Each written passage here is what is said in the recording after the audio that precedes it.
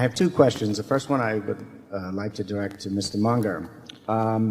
Pertaining to cash flow analysis, given the practices of the numerous corporations of deliberately fabricating cash flow numbers, which occurred in some of the telcos where they characterize like-kind exchanges as a product sales, how do you ferret out this type of fraud? What do you recommend a shareholder or an individual investor to do, short of obtaining a degree in forensic accounting, to uncover this type of fraud? And the second question is, on a lighter note, what books would either of you gentlemen recommend to shareholders that you read this year that you liked? Yeah, I think you're asking for a lot if you want some simple way of not being taken in by the frauds of the world. If you stop to think about it, enormously talented people deliberately go into fraud, drift gradually into it because the culture carries them there. And the frauds get very sophisticated and they're very slickly done. I think it's part of the business of getting wisdom in life that you avoid getting taken by the frauds. And so I think you're asking a very good question, but I don't think there is any short answer. I think there are whole fields that you can just quit claim because it looks like there's too much fraud in it.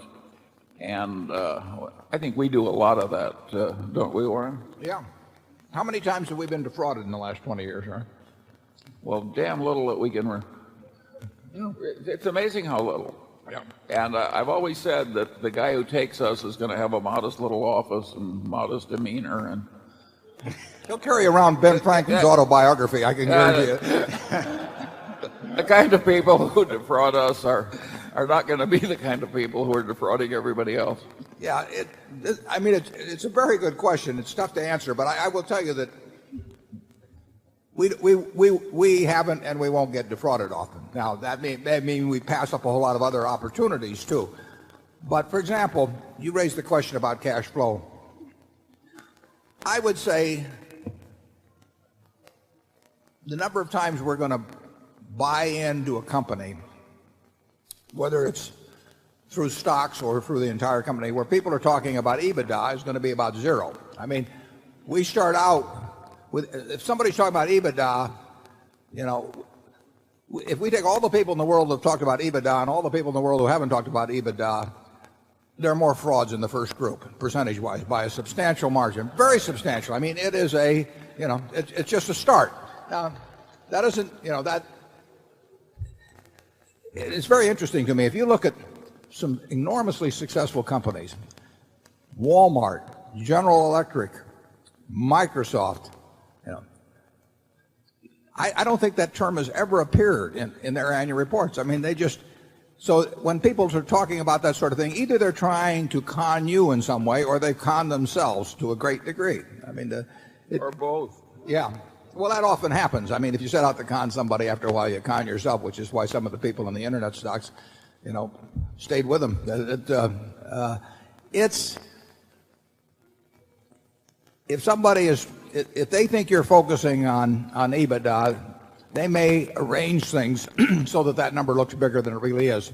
It's bigger than it really is anyway. I mean, the implication of that number is that it has great meaning. You take telecoms, they're spending every dime that comes in. I mean, in many cases, and it isn't cash flow. I mean, the cash is flowing out, but it, you know, you can look at the statement and there's billions of dollars supposedly in depreciation and so on, but they're, you know, interest is an expense.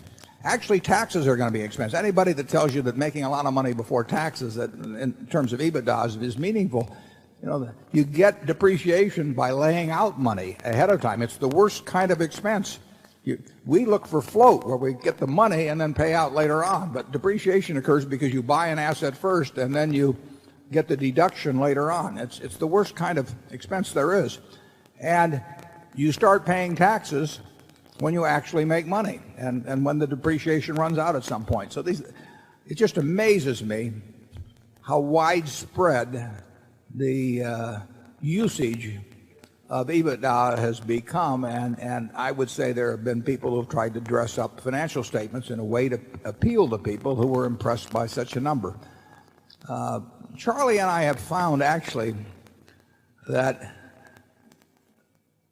at least to us, many of the crooks look like crooks. I mean, we have spotted, we haven't shorted them, but we have spotted a lot of frauds over the years in public companies, and years before, that the roof fell in. And they usually are people that tell you things that are too good to be true, for one thing. I mean, they tell you very mediocre businesses are wonderful businesses for one reason or another, or they just have a smell about them, and in effect, and wouldn't you say that's true, Charlie? Well, sometimes it's amazingly obvious. Maxwell of England, his nickname was the bouncing check. And 3 weeks before he went under, Solomon was aggressively seeking more business from him, with both Warren and I on the board. It shows how much influence outside directors often have. Yeah, Wall Street is... Imagine us extending credit to a guy whose nickname is the bouncing check. You'd think if you wrote it as satire, people would say it was too extreme to be funny. We have read... Charlie and I, it's a hobby keeping track of the Maxwells of the world, and there's a syndrome. I mean, they give off a lot of the same messages, and I mean, Maxwell was a classic case, but they're time after time. Wall Street is no filter against them. Wall Street loves them as long as they're pushing out securities and the commissions there. Charlie and I could not have stopped Solomon from making a deal with Maxwell, right to the last 30 seconds before he sunk, under the ocean. We didn't stop First Normandy with Lou Simpson and Warren Buffett and Charlie Munger on the board. Yeah, First Normandy was a case of some guy that manufactured a record out in California that he claimed was from owning a bunch of securities, including Berkshire Hathaway. And he was going to go public, and Solomon was courting him, and the record was, it was total baloney.